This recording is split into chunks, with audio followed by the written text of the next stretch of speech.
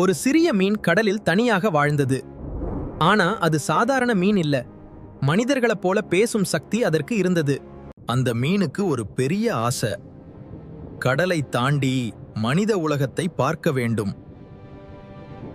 ஒரு நாள் மீனவர்கள் வீசிய வலையில் அந்த மீன் சிக்கிக் கொண்டது. ஐயோ, மாட்டிக்கொண்டனே, காப்பாற்றுங்கள். என்னது இது? மீனவன் வீசிய வலைதானே? ஐயோ, அது ஒரு மீன். என்ன? மீனை கிராமத்துக்கு கொண்டு வந்தார்கள். அதை பார்க்க எல்லோரும் ஆச்சரியப்பட்டார்கள். ஒரு பேராசைக்காரன் அந்த மீனை பணத்திற்காக விற்க நினைத்தான். அவன் மீனை கண்ணாடி தொட்டியில் அடைத்து விட்டான். நீ இங்கே இருக்க வேண்டியவன் அல்ல. கடலுக்கு செல்வோம். நன்றி நண்பனே.